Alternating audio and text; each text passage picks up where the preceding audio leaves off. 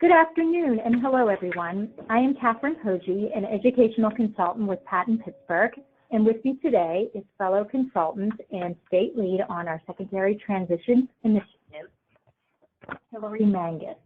Today is the third session in the Family Engagement LEA to LEA webinar series. Today's topic is Partners in Secondary Transition, What Families Need to Know. I am very excited about today's topic, and I hope that you will all find it very informational. This session is being recorded and will be available shortly on the Family Engagement webinar page within the Patton website. I also would like to direct you that the PowerPoint that will be guiding today's discussion is available within your dashboard of the webinar. There is a chat feature within your webinar dashboard that you can either send messages to Hillary or myself, or you can pose questions.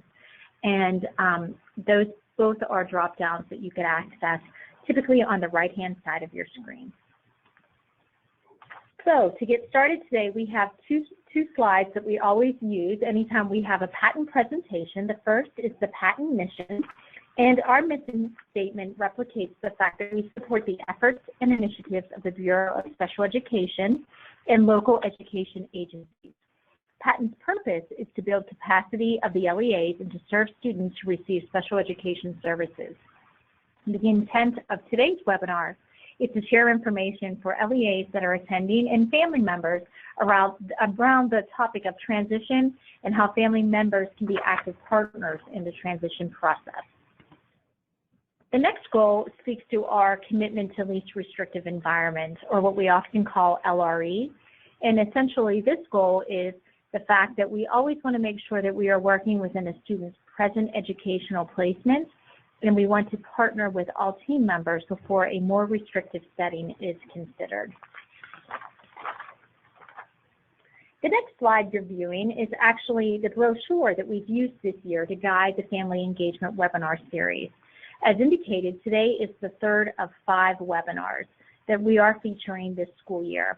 The focus that we're highlighting today is family involvement in the transition process and the necessary priorities to help our youth transition into adulthood.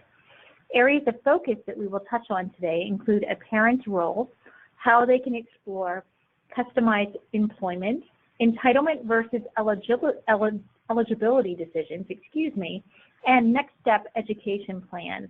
And this could be the consideration around a 2-year or a 4-year school. The next slide we thought might be a fun way just to orientate ourselves to the audience.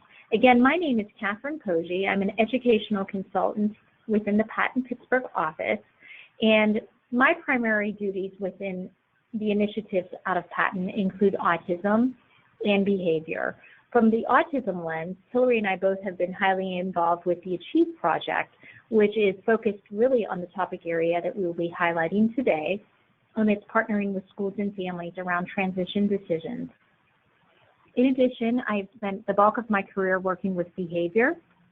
I have 10 years experience as a behavioral health administrator before coming into the Patton system, and I also continue to be a board-certified behavior analyst. Now I'm going to turn it over to Hillary so she can talk a little bit about herself. Hi, everybody. I'm happy to be here with you today. As Catherine mentioned, I am the state lead for our secondary transition initiative in the state of Pennsylvania. I also serve the Patton system as an educational consultant for intensive interagency and school psychology. Prior to this, I started my career as a school psychologist and then spent the last 2 years prior to coming to Patton as a special education director and a people services coordinator. So as we go through today's training, one of the things that you'll notice is that I will talk about ways to utilize some of the resources we talk about through the lens of a special education director and how they would be useful in different ways that you can engage families as a special education director utilizing these tools. Excellent. And we're so glad to have Hillary here, and we think just talking through might lend insight to some of the topics that you're considering either as a district perspective or as a family member. So to get us started, we wanted to walk you through the agenda topics that we have targeted for today. And the first one is really to anchor ourselves in the secondary transition process so you're acquainted with the steps that come into play with that and the different decisions along the way. Secondly, and a top priority, is the fact that we want to make sure that we define the family role in the transition process and anticipating any barriers that may come up with that family engagement involvement and how we can navigate around that to be a very solid partnership with your engaged LEA.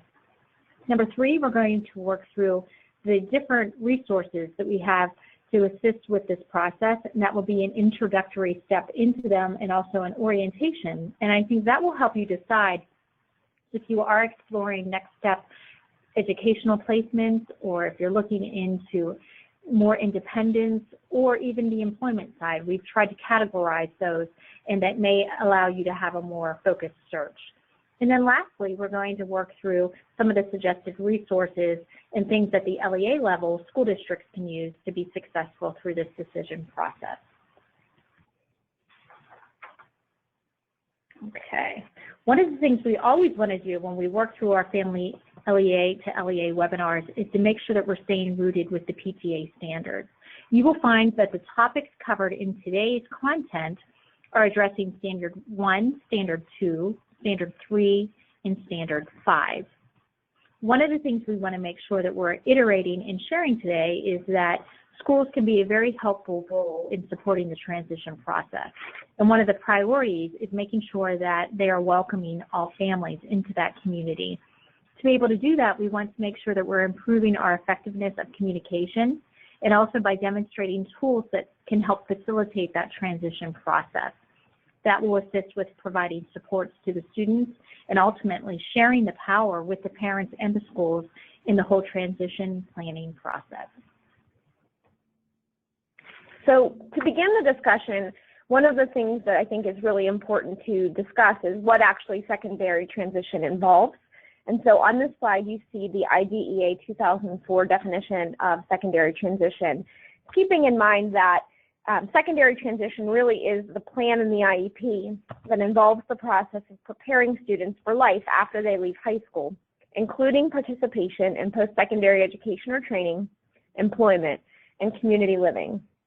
In IDEA, the federal law, it is defined as a coordinated set of activities for a child with a disability that is designed within a results-oriented process that is focused on improving the academic and functional achievement of the child with activities including post-secondary education, vocational education, integrated employment, including supported employment, continuing adult education, adult services, independent living, or community participation. The goal then of secondary transition is to ensure that all children with disabilities have available to them a free and appropriate public education that emphasizes special education and related services that are designed to meet their unique needs and prepare them for further education, employment, and independent living. One of the questions that we always have is, when should transition programming begin, or when should the discussion around transition programming begin? And one of the important differences between IDEA 2004 and our Pennsylvania Chapter 14 regulations to note is that in IDEA, transition planning must begin at 16 or older, but in Pennsylvania, we extend that down further and say at least during the year in which the child is turning 14. But that doesn't mean that you have to wait to have that conversation. There are instances where it might be appropriate to begin the conversation about transition programming and planning prior to a student's 14th birthday. So one of the things that we had thought about when Hillary and I were planning today's discussion was to really tap into her expertise when she was in a district. It's wonderful that she is here wearing the hat as an educational consultant, but she brings also the wealth of being in a district. And I'm always curious, Hillary, can you share, was it common that at the age of 14, families were having some of these same discussions, and are there ways that we can invite that? We know from the school lens we want to advance that conversation, but sure, also invite that from the parent side. So I think a lot of times what we saw when we would begin this conversation is really the impact that when a student initially qualifies for special education and the discussion is about what type of programming in terms of the amount or type or location of the programming that they're going to receive, what impact that has on potential post-secondary goals down the line. For example, if a child qualifies for special education in second grade, and the first step in terms of the consideration for LRE, the least restrictive environment, is that they want the child pulled into a special education classroom away from peers without disabilities, what impact might that have on a long-term goal per se of going to college? So always being mindful and really extending that conversation about transition, not to induce anxiety in parents, but to extend that conversation about just being mindful of decisions and things that are done early on in the education process that do have implications later on for a child. I think that's great. And I know later on you're going to talk with us about just the roadmap, transition, decision tree. And I think having that mindset of going down the road and looking ahead, it will definitely help. Thank you. So by nature of the IEP team process, there under IDEA are 5 required members of an IEP team. Obviously, the parent of the student or legal guardian of the student is a required IEP team member. At least one regular education teacher must be present, at least one special education teacher, the local education agency representative, and that is someone within the district who is knowledgeable about the range of programming, the curriculum, the funding sources in the district, and the availability of program resources in order to provide supports to a child. And then someone who can interpret the instructional implications of any evaluation results. And that person could be one of the other IEP team members. The other thing to consider is having other people who are knowledgeable about the child or have any special expertise regarding the child. The common misnomer is that a child is a required IEP team participant. They are not required to participate in their IEP. They are required beginning at age 14 to be invited to their IEP meeting. And we'll talk a little bit about some hesitation. Coming out of a district, one of the things I saw was that parents felt apprehensive sometimes, I think, about having their student participate in the IEP meeting. But really, most of the research suggests that having children be involved in their IEP team planning and the discussion about their strengths and their needs and what they need in order to be successful really sets them up for better outcomes when they leave the education system. I love that. And there you're fostering that partnership with the family and empowering them that we can have these healthy conversations with their child. Thank you.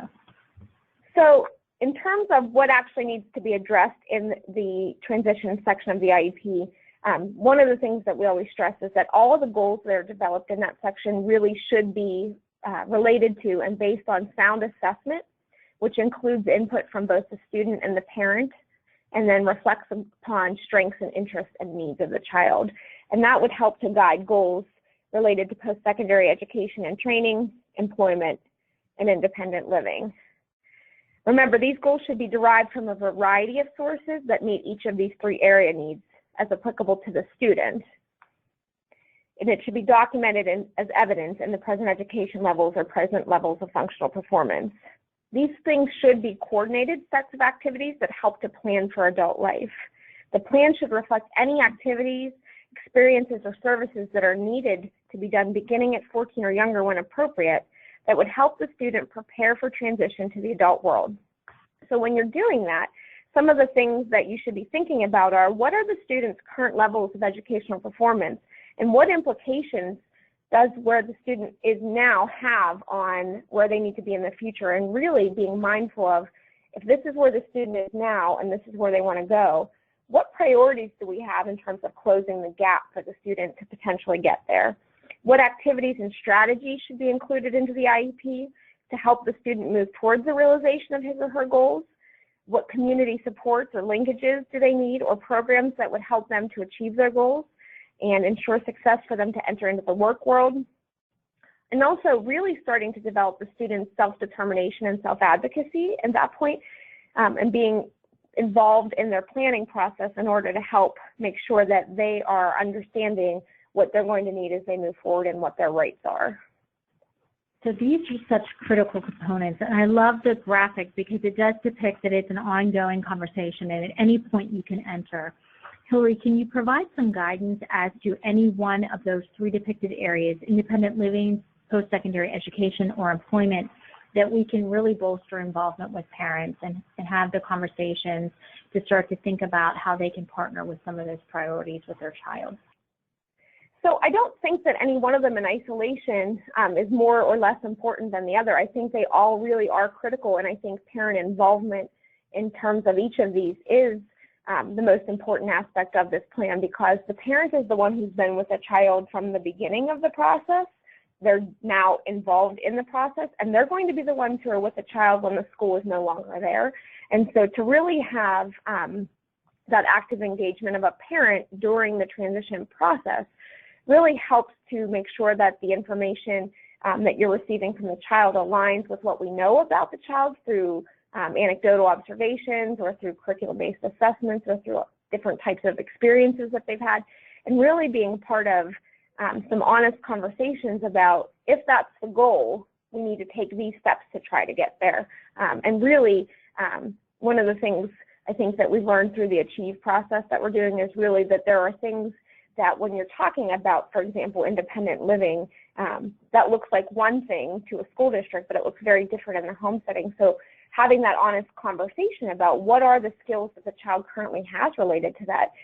If the child has a goal of living independently, but doesn't set their own alarm to wake up for school or wake themselves up for school when they're 16 or 17, really that conversation about what is the school doing also could encapsulate what are some strategies that the parent could use in order to support that goal at home as well. That's great, and just having that conversation go. I will interject. There was a comment that came in, and the comment was just the fact that sometimes parents do opt to not have their child participate in the meeting, and we certainly in 100% concur. We are required to begin that invitation, but we always want to be cognizant if it's an appropriate conversation or if it's something that would be strength-based that would further bolster their confidence and, their really willingness to go into the next step. There's certain conversations that are more conducive from a staff level. And there are some conversations that I think that can be had with that parent, maybe not in the context of that IEP meeting, but to follow up in terms of what were the reasons why they didn't want their child to participate.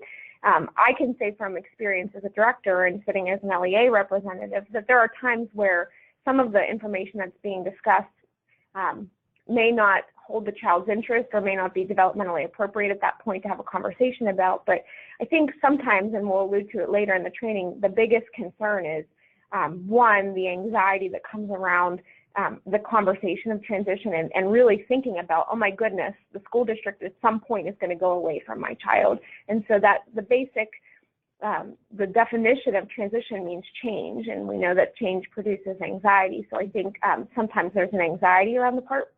I still also think we have to work through some of the stigma that goes along with having that parents feel about having a child with a disability and having their child understand their disability.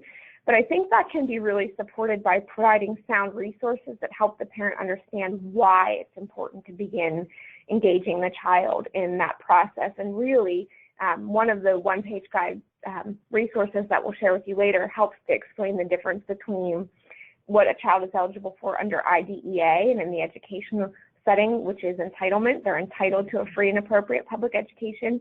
But beyond that, what happens when they leave there and who is responsible for advocating for some of their needs? And it really then falls away from the parent and onto the youth with a disability. So what we see a lot is students with disabilities graduate and get into college, but the research really suggests that students with disabilities that go into college don't always appropriately seek out the services that they're eligible for. And then because they don't have awareness of that and how to do that, they end up not getting through their 4 years of education. And I do think that just speaks to the testament of doing these early partnerships and really making sure that we're educated on how to access these resources, because it is such a different scenario.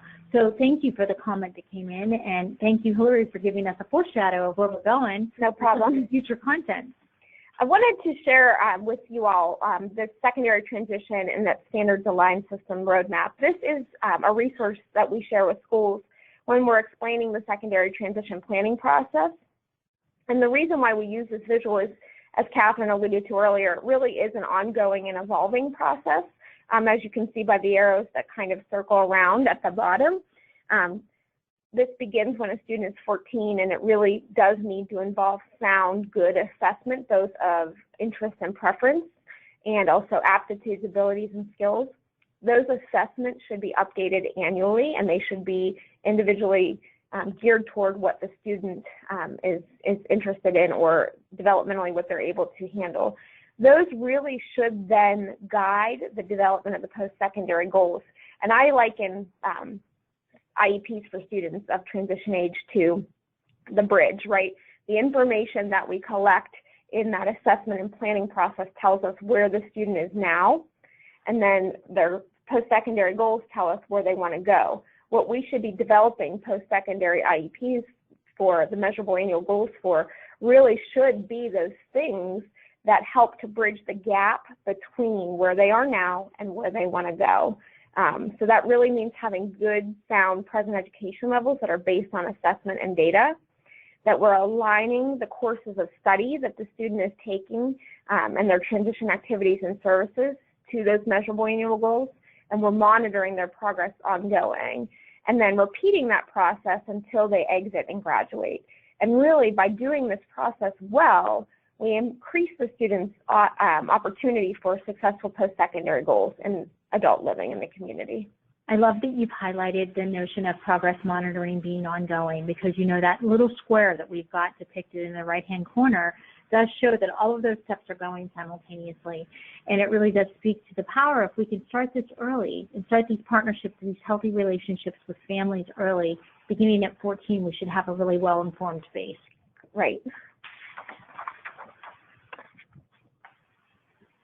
So the next section is going to be detailing the family role in the transition process. And again, with that, we really want to highlight how we can partner with our parents and how we can work through a coordinated effort. So transition planning should be the coordinated effort where school districts or local education agencies, LEAs, work with families and the relevant agencies. The LEA is critical in helping families to access information that will help them navigate the resources that would be needed as their student transitions from school to adulthood. Successful family involvement then relies on having meaningful collaboration with all relevant stakeholders. School districts are required to coordinate transition services by linking families with the various agencies and support services that are involved in a student's life. The coordinated effort relies heavily on services that people both within and outside of the school setting are provided. This requirement is very different than it has been in the past for IEPs. In the past, schools have been solely responsible for what is provided in the IEP, but now schools are required to work with outside agencies, families, and the students themselves in order to effectively implement the transition plan.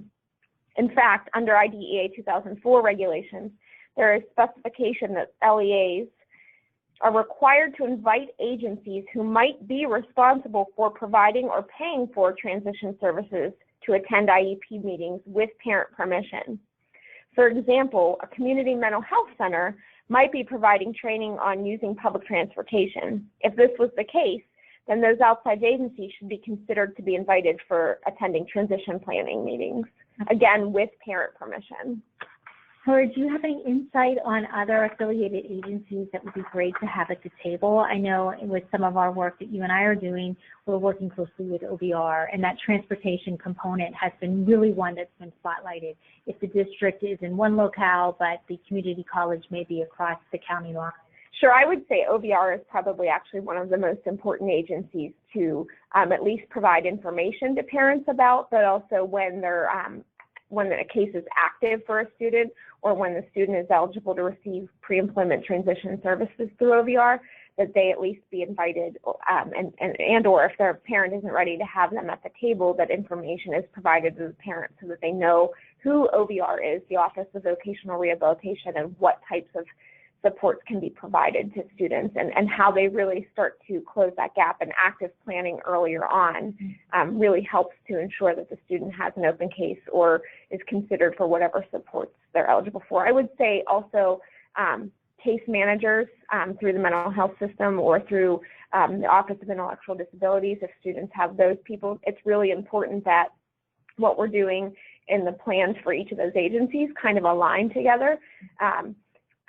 An individual who has an Office of Intellectual Disability Supports coordinator, making sure that their plan for in the community and in the living really aligns with what we're aligning to in the school district for employment, independent living and education or training. These are great comments, and I think it really does speak to the family being the expert on their child, and if we can insulate and add these other layers of support, the case management, the OVR representative, everybody being informed, and again, having the conversations early, a much more solidified plan is more likely. I think sometimes the barriers that exist are families don't know that those people can come to the meeting or why their participation is helpful. So I think where a school district could step in is really providing that education to say, you know, if you have any of these agencies, it would be really great if we could invite them to the meeting so that we have a more broad picture of your child and we're able to plan meaningfully, not just for now, but what they're going to do when they leave here. I think that's great, and it does speak to the power of rapport. And if a family is comfortable in the school district, if we have that healthy relationship, we know that we can extend those. Right. Such great advice, Hillary. Thank you. So what we know is that family involvement in the transition process is crucial. As I mentioned earlier, the family really has the knowledge and insight about their child across the developmental spectrum. They've seen their child from birth until present. They've been a consistent presence in their child's life, and they will continue to be a presence after the child graduates. On the bottom right hand of this slide is some indicators that come out of the National Alliance for Secondary Education and Transition, out of the work they did with the National Standards and Quality Indicators, a transition toolkit for systems improvement. Basically, what they have found is those areas in the blue boxes are linked to better outcomes when families are involved in the transition planning process. So we know that when a family is involved, the individual or youth has less likely risk of dropping out. They have improved achievement in school. They're more likely to earn higher grades, demonstrate improved behavior and attendance. They have a better attitude towards attending school and staying in school, a greater commitment to their schoolwork, and a higher GPA. So really highlighting that when a family is involved, there are just better outcomes across the board for our youth. This is so great that it's being featured in this slide because it really does align with our work that we're doing with the National Network of Partnership Schools, the NNPS work, and it's speaking to those same attributes, that family involvement really does bridge, as you indicated earlier, with the school, and school is viewed as a more positive, and we see all the benefits of improved grades, improved attendance, and all of the improvements with behavior allow them to be much more poised to learn. I love the connection. So one of the questions, Catherine, that you and I talked about is why aren't families involved? If we know that there's all this research that says that, that there are better outcomes when families are involved, why is it that sometimes families aren't involved? And I think a lot of it lies in what we talked to earlier, which is the very nature of transition means change. Mm-hmm. Change is anxiety-provoking, but especially more so to parents of individuals with disabilities. And really how LEAs can work to alleviate that is by promoting effective two-way communication where trust building is focused on, and you're really establishing yourself as credible to that parent. I think the relationship that school districts and those people working with the families have speaks a lot to whether or not a parent is going to be willing to come and sit at the table. Absolutely, and I love the fact that you captured it just as we do when we talk about, again, the National Network of Partnership Schools. We highlight the power in two-way communication and that we're in there as vested partners. And if the rapport is there and the families can communicate anxiety about that change, and this is pending, we can work through it together. And starting at that early age allows those steps and those different priorities to be able to work through. So there is actually a lot of research that talks about what are barriers to authentic engagement for families in the transition planning process. And the first one speaks to they don't have the adequate information that they need in order to participate or understand why participation is important. So that really speaks to, an LEA's need to provide information about the transition planning process, what it involves, how it will be held and handled going forward, and really not putting that on the parent right as they're walking into the IEP meeting, but really giving that information ahead of time. Another barrier for families is lack of time and availability. We do have most families with parents working, or the IEP meetings are held during the workday and they're not able to attend appropriately. Transportation is also seen as a barrier, so finding that place that's mutually agreeable so that the family is able to attend the meeting. schedule conflicts. One of the other barriers that's been identified is that they feel services are of a poor quality, but they don't know how to advocate appropriately to get the services that they need. And then just in general, confusion by the overall system. The very nature of our special ed process is acronym driven. We've mentioned several of the acronyms today on the call: LEA, the Local Education Agency, OVR, the Office of Vocational Rehabilitation, and just hearing all those acronyms without the background knowledge in order to navigate that system. So it really speaks to the need to provide some general information and at a level and at a pace that is geared towards where a parent is in terms of their understanding of the systems. These barriers that you mentioned align with the wonderful research that we work with Dr. Joyce Epstein. And, you know, it does speak to that power of communication that you just mentioned a moment ago. And I'm wondering if you, from your reflective lens when you were in a district, could provide some insight as to how you helped with the information to participate and how we could further invite. We know that we often have to be creative in how we can engage with families and offer site, even visits outside of the school community, you know, sometimes doing community location or things within the home for support, things that aren't within the traditional time. But are there any really good nuggets of advice that you could offer the field?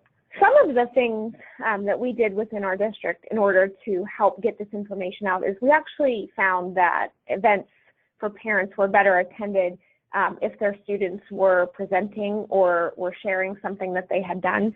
So we would tie it into events that already were happening in the school where their student was having an activity or something.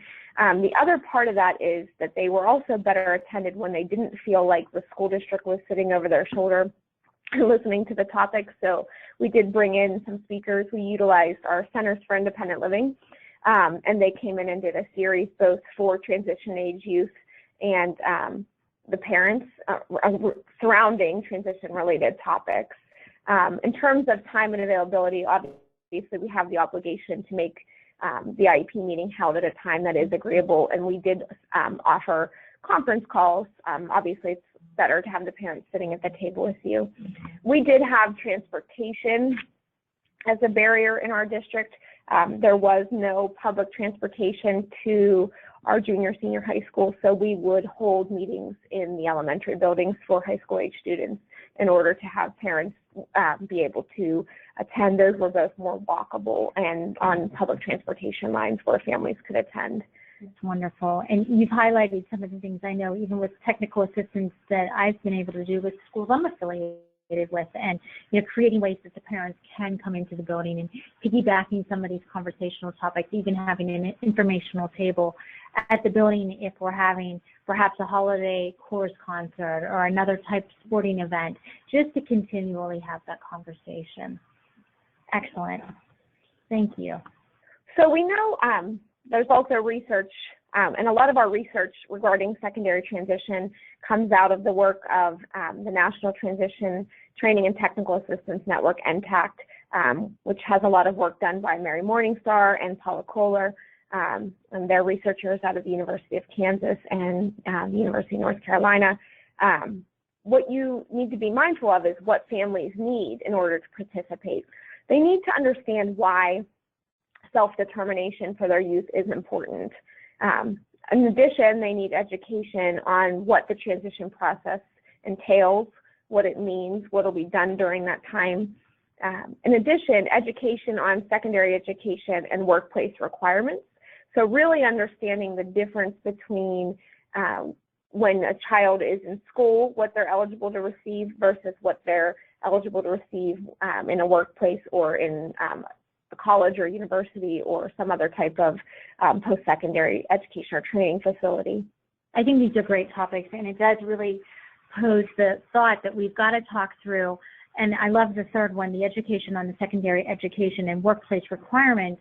Not only are we always charged to try to find a student's passion and find those things that they're so naturally very talented at, but also thinking about the soft skills or some of the other executive functioning layers that we can help them to be successful And that could get into having conversations around etiquette or having conversations around appropriate dress attire or even linking them up with job coaches so that they could have the experience and work through not only am I good at completing the task, but I really assimilate well into the environment. Is there any insight or advice that you could offer with that, Hillary, that you were able to navigate that conversation? So I think some of the confusion that happens with families, in my experience, has been centered around, well, they have an IEP and the IEP will go with them to college. And understanding and helping families to understand that while their child has a disability and they will be potentially eligible to receive some supports, that there's a very strong difference between what we can do in a high school or elementary school compared to what they're willing or able to do in a college. And even in a workplace, really understanding how behaviors that happen in the school that we support through positive behavior supports, how that would look in an employment setting.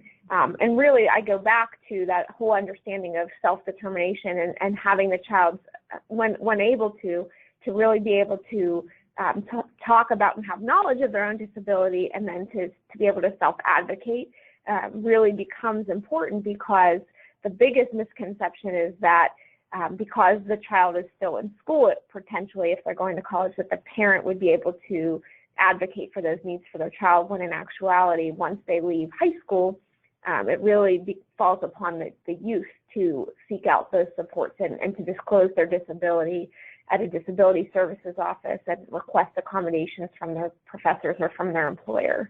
Absolutely, and just those advocacy components, knowing the things that they need and knowing the things that really help them thrive and being able to ask for them. Thank you. So the next section we're moving into is one of those resource guide conversations, and we wanted to orientate the group today to the Family One-Pager Guides. And there was a journey that actually came into the development of the one-pager guides, and they were actually a request that came to us from the Special Education Advisory Panel, who we often refer to as SEAP. And this panel works to improve special education across Pennsylvania.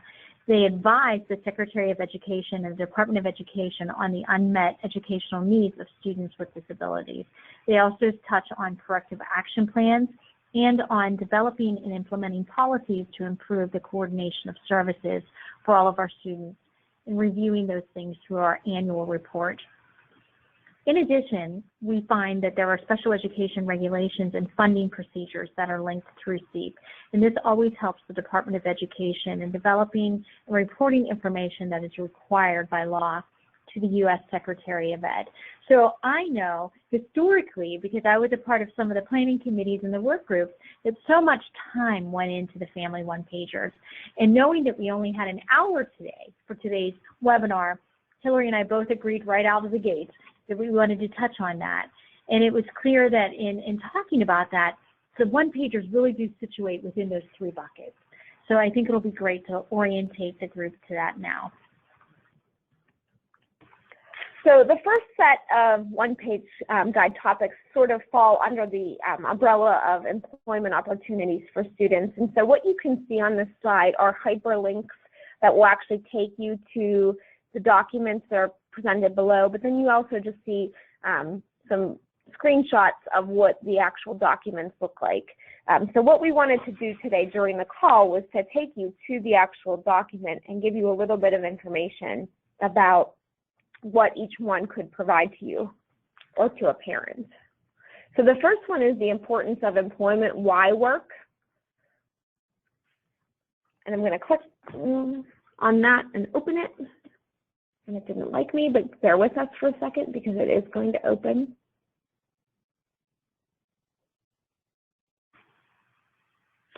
What I like about this slide, the importance of employment, why work, is it really does help to outline the benefits of working and really help to, I think sometimes one of the barriers is that if my student or child works, they'll lose their benefits that they're entitled to.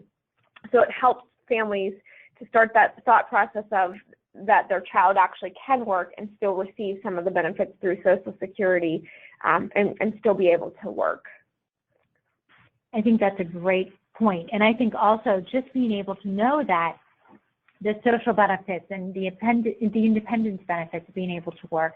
You know, we don't want to limit things that they can't have the best of both, and just being able to navigate the parameters with that. So the second one, job skills getting ready for work, takes a little bit more of an in-depth look at what job skills are needed in relation to 3 topical areas. So they really focus on what communication skills an individual would need to have, what are some interpersonal skills that should be getting worked on, and what are some decision-making skills. And I think that really lends nicely to conversations that can happen in IEP meetings around skills that maybe need to be addressed in order to move that youth towards their goal of employment. And I think, you know, this is a great time to even spotlight it. I don't know if attendees on the webinar today attend our Summer Institute, and the Summer Transition Conference that we host each year at Penn State always highlights those skills that you just referenced, and just the importance of getting ready for work and having those job skills, and making sure that not only are we having proficient abilities to carry out the task, but again, the assimilation of those soft skills, and the assimilation, is it a very good fit? And with that, thinking about, are there sensory parameters or social parameters, and just how we can ensure that we're setting our students up for success.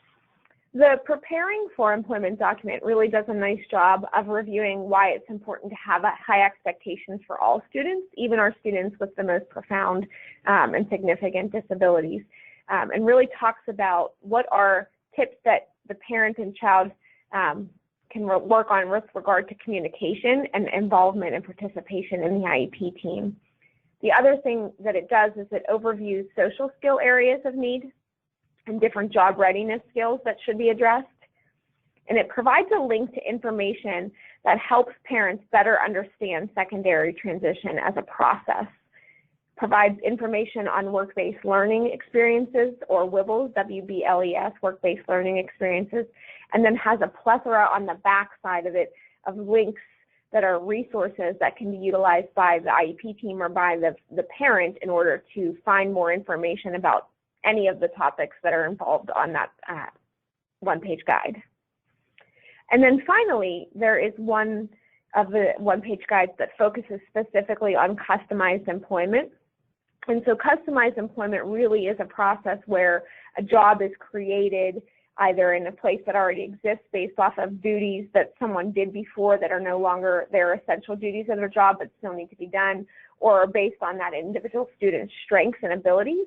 And it's really created to be customized towards that individual and provide characteristics of the educational program that support customized employment.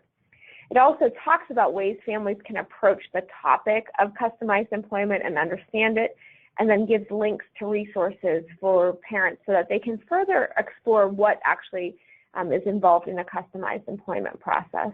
I think it's so critical when we look at these, at least the employment big topics of the one-pagers, that within customized employment, it does really spotlight the need for conversation.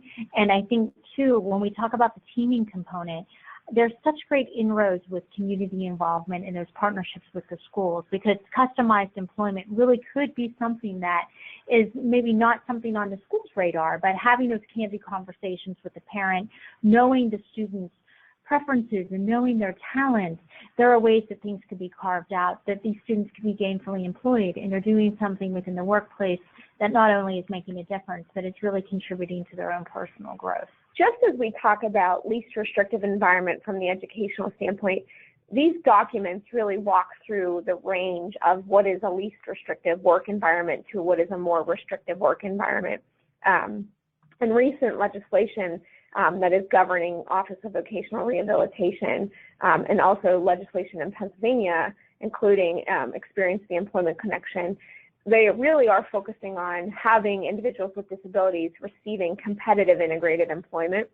And so really, by having these conversations earlier and engaging families in the consideration of skills that a youth needs in order to be successful in employment, we really are starting the conversation about what can we do to get that individual into a setting that is competitive, meaning that they receive a salary that is at least minimum wage or higher, and integrated, meaning that they are working with individuals without disabilities in their in an environment outside of their home or of a sheltered workshop. It's really moving us away from that idea of a sheltered workshop and really having individuals with disabilities working competitively across the environment. Absolutely. And I think another thing that jumped out when Hillary and I had our heads together talking about today was the fact that each of these have topic areas that provide folks to join right where they are. These aren't a sequential step that they have to start with importance of employment and work their way down to customized employment. Wherever that student's preferences and wherever their ability level is, we can dig in and start to do some resource mapping at that point. So we're getting some questions, and I'm thrilled to see that the information guide is perking in interest. And one of the things that popped up was the best way to access the information guide. So although it's not working on my computer at the moment, each of the pages in the PowerPoint have a hyperlink, but we will at the end of the PowerPoint have the location where these can be accessed, and they are in two places. One of the places being on our secondarytransition.org website. That's secondarytransition.org. And then they are also housed on the Patten website under the Secondary Transition Initiative. So we have links and the actual, a tiny URL for the Patten website, because that can be a little bit tricky to navigate. A couple slides later in the presentation that we'll share with you so that you can access them. Absolutely. And I know I've navigated out to the Secondary Transition site myself. We do have the search feature, which is at the top of the right-hand corner within the Patten homepage. And we love to try to have different inroads for folks to access it. Another important question popped up, and I am very happy to say that, yes, these resources are free. So you can go in, you can download it as a PDF, you could distribute it electronically, or, you know, these topic areas could be a great way that you actually sit down with parent groups back at your home site that, you know, you can start to think about, these are areas we want to prioritize and expand the conversation. But as Hillary said, before we wrap up today, we will orientate you to the breadcrumb trail to actually get to it, and hopefully that'll be something to extend the conversation at your site. The other umbrella of one-page topics relate to the education and training realm, and they are geared more towards those students who are potentially eligible of going to a 2- or 4-year college, and what are the expectations in a post-secondary education setting. So the first one, exploring the option of a 2- or 4-year college, really does a nice job looking at the differences between the different types of degree programs. For example, an associate's degree program versus a certificate program versus a bachelor's degree program, and what are the time requirements, and what are the educational requirements needed prerequisite to go into those programs. The other part of that is it does, again, go back to what I keep hammering home on today, which is the importance of developing self-advocacy skills, and talks about why that student needs to know about their disability and what they need as it becomes their responsibility to self-advocate as they go into those settings. And then it's also really nice because it provides a checklist of steps to take to help understand and notify the Office of Disabilities when they're going to any type of post-secondary education setting. So on the back of that document, a nice checklist that families and students could be using to work together along with their school district in order to help that student begin to access services and understand what they need to do to get there. The post-secondary education expectations one-page guide does a nice job looking at what skills a child would need in order to manage his or her post-secondary education. And so that relates both to living skills, social skills, and academic skills. This is the one-page guide that really goes into the changing role of the parent. We talked about how through IDEA, the parent is a really active and is the catalyst for the change for the student, and is the person who provides the permission for any changes to be made. And that really does change, and that is hard for a lot of families as the student goes into post-secondary education. Talks about the differences between high school versus college disability services, reviews what are typical accommodations that can be made. One of the biggest things that we talk about as we're going into our discussion about transition really is, if you're modifying something and you have a goal of going to post-secondary education or training, modifying being making a change to the curriculum that a child is receiving in any way, that really isn't an accommodation that can be had for them in college. So if you are taking the 12th grade English curriculum and modifying it in any extent or modifying tests in any extent, that is not an accommodation that is provided at the college setting. So really starting that conversation as and those may be things that youth need as they move through the school system, but really starting to talk with families about when and if it would be appropriate to wean the child away from those supports so that they have the skills in order to be successful as they go into post-secondary education. It also talks about what college courses are like, what professors are like, and what testing would be like in a college setting. This is the area where they really stress time management as a skill that should be developed and highlights what are the necessary independent living skills that would be needed, particularly for an individual that is going to be going and living on a college campus. These comments are so perfect, and I really appreciate you elaborating on that. It aligns with a question comment that recently came in, and it was really about just the power of having these teaming conversations. And, you know, one, working with the Disability Rights Office at the college campus and making sure that we've equipped the student with self-advocacy skills, but also before we even get there, making sure that the student understands, I do need more time. You hit on the whole value of time management, and then with that, helping them to be able to self-advocate and to navigate those conversations with the professors. I think really one of the considerations for LEAs and even for families that are on this call is that we get really good in schools about adding accommodations and specially designed instruction into an IEP, but we don't always do as great of a job visiting each of them individually and talking about whether or not they're still needed and including that child in the discussion. And I think there is some concern and hesitation about removing things from an IEP, particularly from a parent standpoint, but really that goes back to that piece where we have to do a good job educating them that we're not removing it to be mean. If that student has a goal, how would having that ongoing in their IEP prevent them perhaps from attaining the goal? And always that understanding of we try it, and if it doesn't work, it always can come back into the IEP. So I think there is a lot of value in the conversation that happens during the IEP meeting about specially designed instruction, accommodations, and modifications, and really making sure that what's in there, if that child has particular goals, for example, of attending college, really align with, as they're getting closer to graduation, something that they're going to actually be able to receive when they go to college. Such a great point, and it speaks to, you know, oftentimes when we look at behavior interventions, we have to make sure that we have a FADE plan. So when we're looking at these accommodations, we want to try to gauge the effectiveness ongoing and not create a prompt dependency that the student needs those things to be successful in this new setting, and also when we can FADE. So really a great point. And then the last group of the one-page guides really focus around independent living. And so there are 4 actually that sort of go through this, or if they didn't fit neatly under one of the other categories, we kind of lumped it under independent living because they did have implications for independent living. So the first one, and I think this one is probably one of the most important conversations that LEAs could be having with families in IEP meetings, particularly as we're approaching the point of a student's graduation or exit from the school system, is understanding the difference between entitlement versus eligibility. And really what that one-page document does is summarize the differences between IDEA and the IEP that the child has versus eligibility for services.